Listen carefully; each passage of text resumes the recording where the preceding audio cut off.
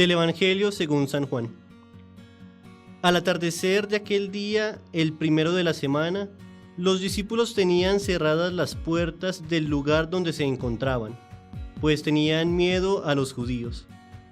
Entonces se presentó Jesús en medio de ellos y les dijo: «La paz con vosotros».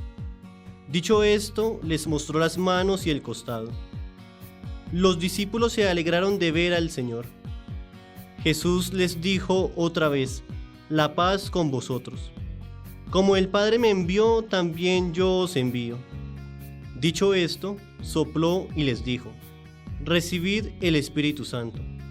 A quienes perdonéis los pecados les quedan perdonados, a quienes se los retengáis les quedan retenidos». Ven, Espíritu Santo, manda tu luz desde el cielo. Con estas palabras saludamos a todos los que nos siguen a través de las redes sociales para reflexionar en torno a la palabra de Dios propuesta para la solemnidad de Pentecostés ciclo C. El Espíritu Santo, que descendió el día de Pentecostés, había sido prometido por Jesús a sus seguidores en su testamento de despedida, tal como lo leemos reiteradamente en los capítulos 14 a 16 del Evangelio de San Juan. Esta es la razón por la cual el punto de partida de nuestra reflexión será el texto del Evangelio tomado de Juan 20, versículos 19 a 23. En efecto, después de describir el contexto temporal y local de la manifestación del resucitado a sus seguidores, el evangelista, en la perícopa que escuchamos este día, pasa a la escena donde el resucitado saluda a los suyos según el modo ordinario de saludarse entre los judíos: «La paz con ustedes». Mientras que a renglón seguido describe la alegría pospascual de la comunidad de los seguidores de Jesús al ser saludados por el resucitado. El saludo, «La paz con ustedes», se repite para dar cabida al envío misionero. Como el Padre me envió, también yo los envío. Viene entonces el cumplimiento de la promesa. Dicho esto, sopló y les dijo: «Reciban el Espíritu Santo». Aquel soplo no solo recuerda el soplo del Padre en la creación del universo y del ser humano, sino que además simboliza al Espíritu Santo que Cristo resucitado da a sus discípulos, el cual realiza una nueva creación en toda la humanidad. Ahora bien, llama de manera especial la atención en el estilo de narrar del Evangelio de San Juan la fuerza de la indicación temporal de este cumplimiento. Todo ocurrió el mismo día de la resurrección, al atardecer, como indicando que la oscuridad que estaba invadiendo la vida interior de los discípulos quedaba superada por el cumplimiento de la promesa, por el envío del Espíritu. Por la presencia perenne entonces del Espíritu Santo, la Iglesia, en nombre de su Maestro y Señor, se convierte en instrumento de misericordia y de perdón por los siglos de los siglos. Es por eso que en la primera lectura, tomada de Hechos de los Apóstoles capítulo 2, versículos 1 a 11, tenemos no solamente una de las páginas clásicas de esta obra definida como el Evangelio del Espíritu o como el Evangelio de la Iglesia naciente, sino que tenemos la descripción de la manera como el soplo del Espíritu se va haciendo presente y actuante en el corazón de la Iglesia naciente. El contexto histórico de la escena de Hechos de los Apóstoles está constituido por la celebración judía de Pentecostés, una fiesta celebrada 50 días después de la Pascua, de carácter agrícola en sus orígenes y dedicada más tarde a la conmemoración de la alianza en el Sinaí, y también en la comunidad de los esenios de Qumrán, como recientemente se ha podido descubrir, dedicada a la reflexión sobre el don de la nueva alianza en el Espíritu.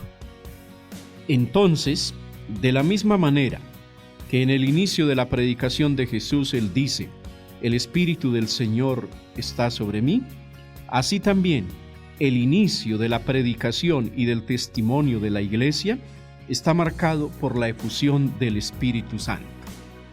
De hecho, 3 símbolos permiten identificar el significado de este don. En primer lugar, el viento o soplo, que es el signo clásico de la irrupción creadora de Dios en el cosmos, en la criatura humana, en el Mesías, en cada creyente. También lo hace el resucitado con el gesto simbólico del soplo sobre sus discípulos, como lo hemos constatado en el Evangelio de este día.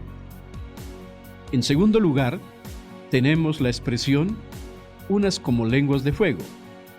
Recordemos que el fuego ha sido considerado siempre como signo del Dios trascendente y al mismo tiempo presente.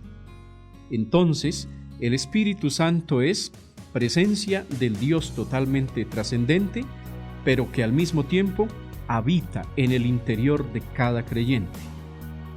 Finalmente, el tercer símbolo es el del don de lenguas, también llamado glosolalia, que más que la extraordinaria pluralidad de lenguas, significa sobre todo el don de los carismas y ministerios, como ya había sido anunciado en los profetas y está sucediendo ahora en la iglesia naciente.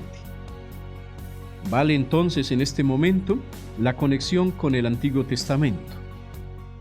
Aquella multiplicidad de las lenguas que había sido el indicio claro de la ruptura de la humanidad con Dios, tal como podemos constatar leyendo la escena de la Torre de Babel, ahora se convierte en Pentecostés en el signo claro de la universalidad de la Iglesia, la cual, aun siendo racial y culturalmente múltiple, es el cuerpo único de Cristo.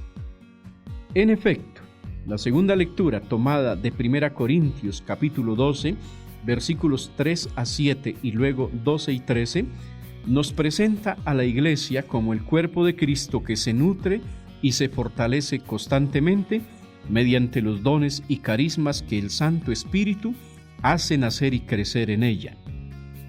La primera gran obra del Espíritu es llevar a los creyentes a proclamar que Jesús es Señor.